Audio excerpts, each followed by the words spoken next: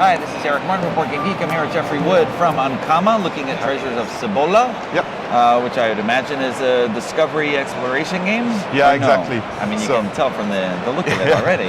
So basically, they have found out a gold city full of temples, and what they want to do is to try and get as many gold and victory points at the end to win the game, obviously. Okay. So each player, this is a 2 to 4 player game, by the way, by Romaric Gallonnier, illustrated by Joachim Leclerc. And in this one, you have a group of explorers. This is set up for 4 players, by the way. Yes. So they each have a set of meeples here, so that's 6 if you're playing 4. And basically, this is a blind bidding game. Okay. So at each of your turns, you're going to play 1 to all of your meeples to try and get the majority and get the treasures first. So how to play the game. So basically, like if I'm playing versus you, we would be bidding at the same time, opening our hands. And in that case, I have like 3, you have 2, so I would choose first, right? So I just get one of these cards here, and this will have several information. So we have 3 types of cards, right? Yeah, don't know if you can see. Yeah. So this would be 1 statuette and 1 skull. At the end of the game, they will earn you different victory points or negative points. For instance, the players that has the most statuettes, you can see the crown here is the majority, will earn anywhere between 8 to 12 or 16 points. I'll go back to this in a few seconds. Or this would be negative points. If you have the most skulls, you have negative points as well. Okay. For the 3 rows here, it's a bit different. It's going to be as many as you have. Like if I have 4 sundials, it's going to be 4 times 3 or 2 or 1 or 0. Right? Okay. So this is the first kind of card you can get. The second one basically acts the same, but when you get it, on top of having this, you get a rock here.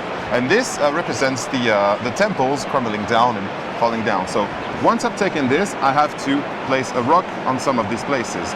Okay. And this value is disappearing forever. Right. So the only thing you're not allowed to do is fill a whole row, right? There's only...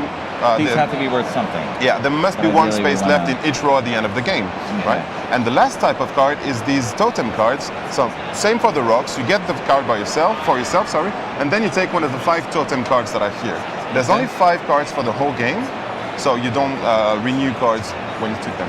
And this is gonna, I don't know, cancel skulls. You could add points to the value of some of the things. Let's say promo card, by the way.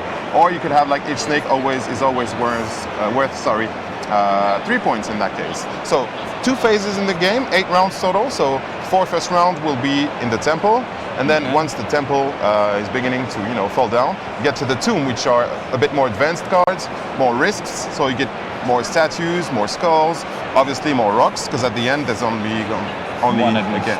Space left. Exactly.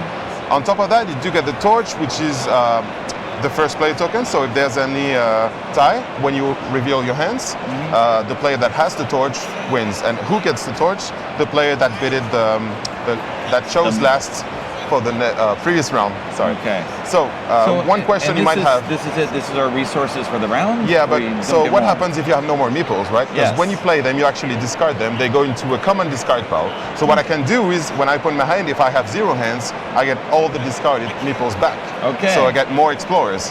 Okay. Basically, and that's the gist of Treasures of Cibola. Okay. Yeah, pretty fast-paced game. 2 to 4 players again, about 15 to 20 minutes. Okay. Yeah. All right, with the ebb and flow of your bidding power. Yeah, exactly. And basically, you still get something when you bid nothing, or you only get. So you choose last, basically. Okay, so you still get something. Yeah. But of course, it could be that. Yeah. So this was the example for 4 players. You begin with 6 meeples. If you are playing 3, you just discard one of the 3 cards at the end of each round. If you're playing 2 players, you just take 1, then 1, and so each player gets 2 cards per turn instead of 1.